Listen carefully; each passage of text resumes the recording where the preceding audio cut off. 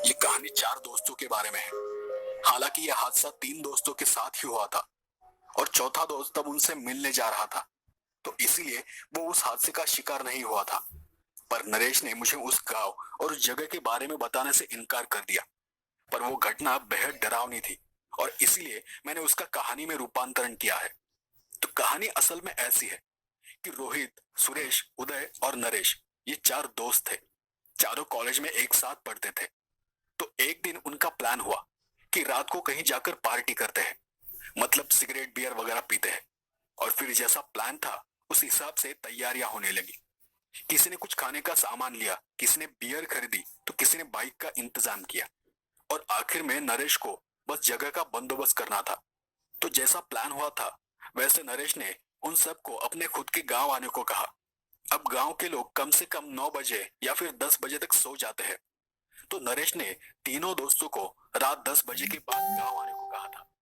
नरेश ने अपने ही किसी दोस्त के घर पार्टी का इंतजाम किया था और फिर जैसा प्लान हुआ था ठीक उसी तरह रोहित, सुरेश और उदय तीनों भी सामान लेकर नरेश के गांव की ओर निकल पड़े। वो बाइक चला ही रहे थे कि तभी उदय को मोबाइल पर नरेश का फोन आया। हेलो उदय, अरे एक प्रॉब्लम हो गई यार। वो जो दोस्त के घर हम बैठने वाले थे ना, वो अब मना कर रहा है। तो अब क्या करें? तो उदय ने रोहित और सुरेश को नरेश की प्रॉब्लम के बारे में बताया। तब सुरेश ने कहा, अरे गांव में पीने के लिए कम जगह है क्या? किसी भी खेत में घुस गए तो घंटा किसी को पता चलेगा। और फिर उन्होंने प्लान चेंज किया और नरेश के गांव के आसपास ही किसी खेत में जाने का प्लान बनाया। और फिर जैसा तय हुआ था वैसा उन्होंने नरेश को गांव के बाहर आने को कहा। अब तीनों भी फिर बाइक शुरू कर उस गांव की तरफ निकल पड़े। तीनों एक ही बाइक पर जा रहे थे। जब वो तीनों नरेश के गांव जा रहे थे तब उन्होंने रास्ते के किनारे एक मकान देखा। मकान को देख उदय ने वही अपनी बाइक रोक दी।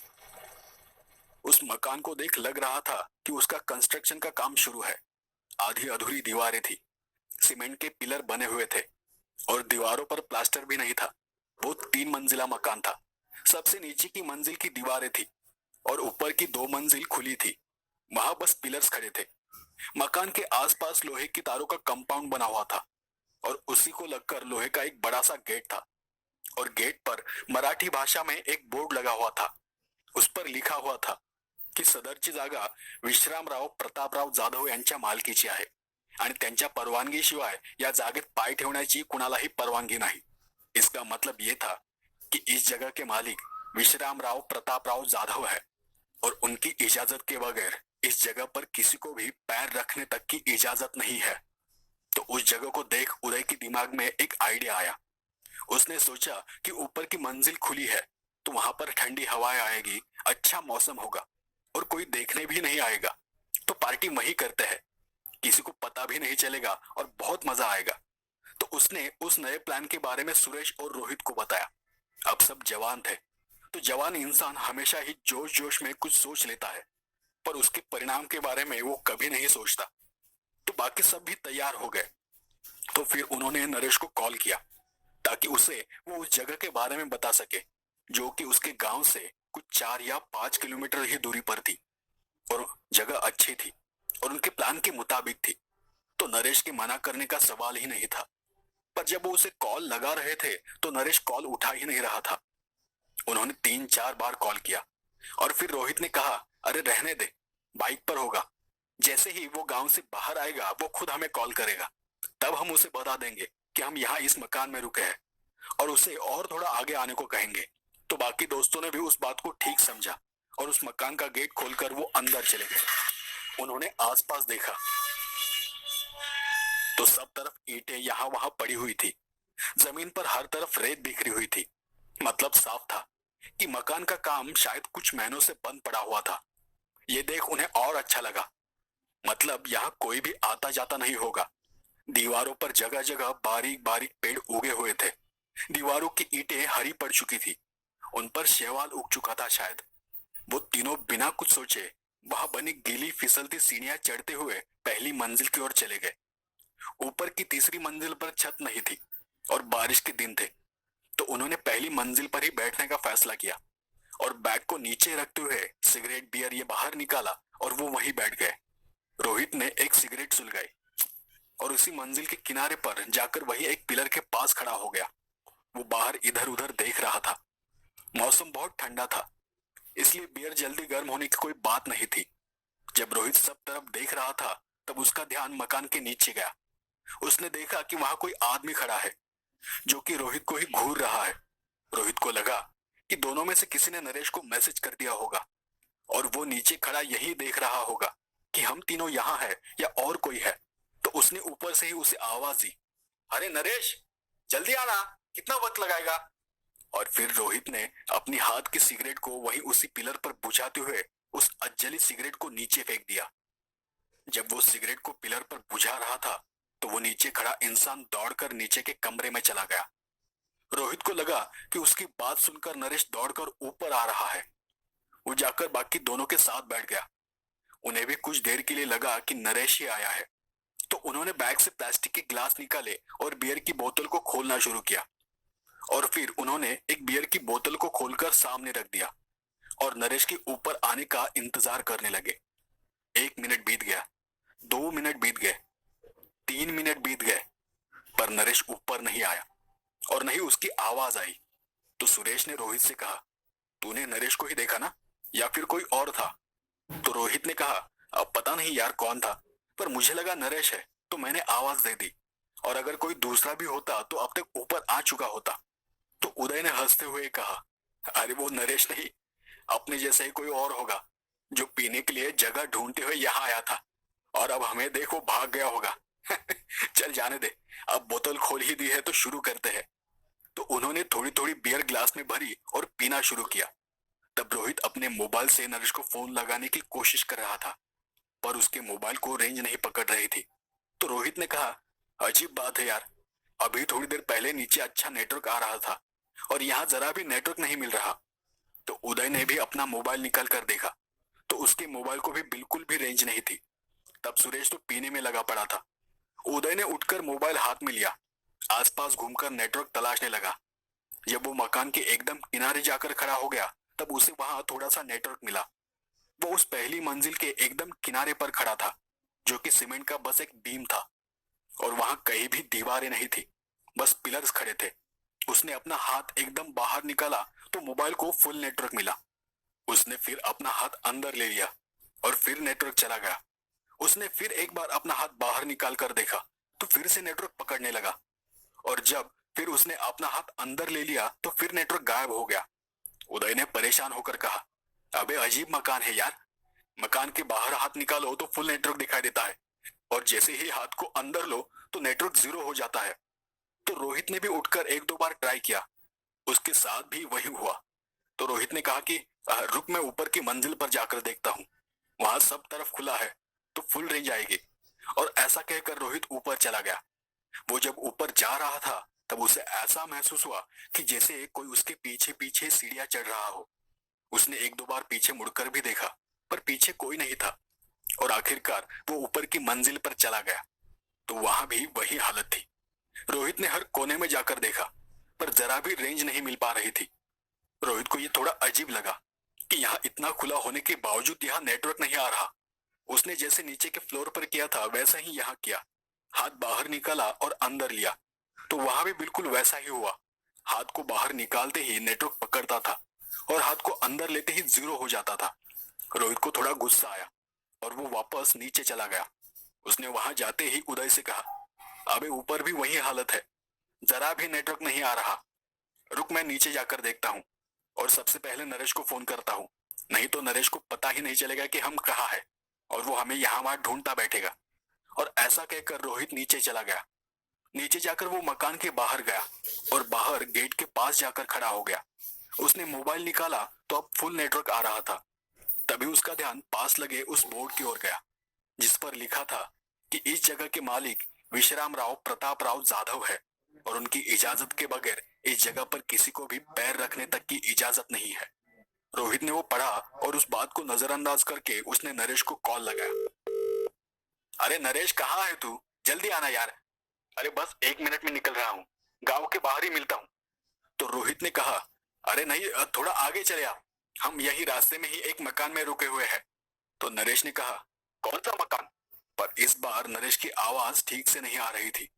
तो रोहित ने कहा, अरे तेरी आवाज ठीक से नहीं आ रही। अरे हम यही रास्ते में एक मकान में है जिसका कंस्ट्रक्शन का काम चल रहा है। शायद थोड़ा पुराना है पर पार्टी करने के लिए एकदम मस्त जगह है। किसी विश्राम राव का मकान है। रोहित की वो बात सुनकर नरेश उससे कुछ कहना चाह रहा था। अबे पागल हो गए हो क्या? जल्दी से निकलो वहां से, अभी के अभी। पर नरेश की आवाज ठीक से सुनाई नहीं दे रही थी। रोहित को उसकी बात जरा भी समझ में नहीं आई। उसे लगा कि यहाँ रेंज का बहुत प्रॉब्लम है। तो उसने फोन को ऊपर पकड़ते हुए नेटवर्क को ठीक करना चाहा। और तभी उसका ध्यान उस आखिरी और तीसरी मंजिल की ओर गया। वहां कोई था जो रोहित को घूर रहा था। तो रोहित ने भी गौर से उसे देखने की कोशिश की और उसने नीचे से ही आवाज दी, कौन है? सुरेश? उदय? ये तुम हो क्या? और तभी अचानक ही उसके हाथ में जो मोबाइल था वो इतना गर्म हो गया कि उसने हाथ से मोबाइल झटक दिया। उसने अपने हाथ पर फूंक मारी और फिर उसने ऊपर देखा, पर अब वहां कोई नहीं था। रोहित को अब थोड़ा थोड़ा शक होने लगा था कि यहाँ इस जगह कुछ गड़बड़ लगती है। इस जगह आने के बाद से उसे अंदर ही अंदर जो एहसास हो रहा था वो कुछ अच्छा नहीं था। उसे यहाँ आने के बाद से ही अजीब सा लग रहा था। वहां की हवा भी घुटन से भरी लग रही थी, बस उसी जगह की। और फिर रोहित ने नीचे पड़ा अपना मोबाइल उठाया और वो ऊपर जाने लगा। वो सीढ़ियां चढ़ने ही वाला था, तब उसे एहसास हुआ कि उसी सबसे नीचे की मंजिल पर कोई है। तो उसने पीछे मुड़कर देखा तो मकान के एक कोने में दीवार से लगकर कोई इंसान खड़ा था, जो कि फिर से रोहित को घूरे जा रहा था। रोहित ने ध्यान से उसे देखने की कोशिश की। तब रोहित को उस कोने से हंसने की आवाज सुनाई देने लगी। एक अजीब सी आवाज, कानों से दिमाग तक जाती उस आवाज ने रोहित के दिमाग को एकदम ठंडा कर दिया। रोहित ने फिर डरते हुए आवाज दी, कौन है? कौन है? और फिर सामने वाले उस इंसान ने कहा, मैं, इस जगह का मालिक, विश्राम राव प्रताप राव जाधव। ये जगह मेरी है और तुम मेरी इजाजत के बगैर यहाँ आए हो। तो रोहित को लगा कि ये इंसान शायद इसलिए उसके पीछे पड़ा है। तो उसने कहा, सर माफ करना, हमें पता नहीं था कि ये आपकी जगह है। तो उस इंसान ने गुस्से में ही कहा, बाहर बोर्ड लगा हुआ है, तुमने अभी अभी पढ़ा ना? और रोहित आगे कुछ कह पाता तब तक वो इंसान, वो जो कोई भी चीज थी, वो रोहित पर झपट पड़ी। और अगले ही पल रोहित की बस एक दर्द भरी चीख उस जगह पर गूंजी। वहां ऊपरी मंजिल पर बैठे उदय और सुरेश ने भी वो आवाज सुनी और उस आवाज को सुनकर वो कांप उठे। सुरेश ने कहा, अबे ये रोहित की आवाज थी ना? तो उदय ने कहा, लग तो वैसी ही रही थी। तभी उन्हें रोहित सीढ़ियों से ऊपर आता दिखाई दिया। तो सुरेश ने उससे कहा, क्या बे, चीखने को क्या हुआ था तुझे? रोहित ने डरते हुए उन्हें कहा, अबे यहाँ कुछ गड़बड़ लगती है। जब से मैं यहाँ आया हूँ मुझे अजीब सा एहसास हो रहा है। ऐसा लगता है कि कोई यहाँ है और हम सबको मारने वाला है। तो उदय ने पूछा, अबे कौन मारने वाला है हमें? तो रोहित ने उदय की ओर देखते हुए उतनी ही ठंडी आवाज में उसे जवाब दिया, विश्राम राव प्रताप राव जाधव, इस घर का मालिक। और फिर सुरेश उसकी बात को सुनकर हंसने लगा। तभी उन्हें नीचे से मोबाइल बजने की आवाज सुनाई दी। उदय ने रोहित से पूछा, अभी ये तो तेरे मोबाइल की आवाज है ना? पर रोहित ने उसकी बात का कोई जवाब नहीं दिया और वो उठकर ठंडे कदमों के साथ सीधे नीचे चला गया। तब सुरेश ने कहा, अबे इसे क्या हो गया? ये क्यों ऐसे बात कर रहा है? उन्हें लगा कि रोहित मोबाइल लेने नीचे गया है, पर फिर भी बहुत देर तक मोबाइल की आवाज आ रही थी। तो सुरेश उठकर आगे किनारे तक चला गया और उसने वहां से नीचे झुककर देखा। नीचे मकान के बाहर जमीन पर रोहित का मोबाइल पड़ा हुआ था और उसके पास ही सीमेंट की पानी की टंकी बनी हुई थी। वहां टंकी के पास कोई लेटा हुआ दिखाई दे रहा था। सुरेश ने नीचे उसे आवाज दी, अबे रोहित ऐसा क्यों पड़ा हुआ है? उठ, अरे नरेश का फोन होगा। और तब सुरेश का ध्यान आगे गया। तभी सामने रास्ते पर एक बाइक आकर खड़ी हो गई। वो नरेश था और उसने हाथों से इशारा करते हुए सुरेश को नीचे आने को कहा। यहाँ सुरेश भी उसे इशारा करते हुए ऊपर आने को कह रहा था। अबे ऊपर आना और आते आते उस बेवड़े को भी लेकर आ, देख कैसा पड़ा हुआ है। तो सुरेश की बात सुनकर नरेश ने भी नीचे देखा तो वहां रोहित की बॉडी पड़ी हुई थी। वो देख नरेश ने चीख कर सुरेश को नीचे आने को कहा और तभी नरेश ने देखा कि सुरेश के पीछे कोई खड़ा है। नरेश की उस गेट के अंदर जाने की हिम्मत ही नहीं हो रही थी और अगले ही पल किसी ने सुरेश को पीछे से धक्का दे दिया और वो चीखते हुए पहली मंजिल से नीचे गिर पड़ा। नरेश यहाँ डर के मारे कांप रहा था। सुरेश को नीचे गिरता देख उदय दौड़कर वहां चला आया। उसने भी नीचे झुककर देखा। देखा तो सुरेश नीचे दर्द के मारे तड़प रहा था। नरेश ने फिर चिल्लाकर उसे कहा, पीछे जा, यहाँ मत आ। नरेश ने भी चिल्लाकर उसे पीछे हटने को और नीचे जल्दी आने को कहा।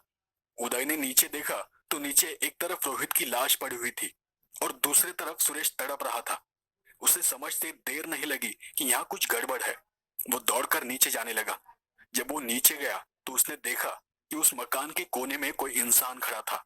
वो सीढ़ियां उतरते हुए अपनी जगह पर ही रुक गया और कांपती थरथराती आवाज में उसने पूछा, कौन हो तुम?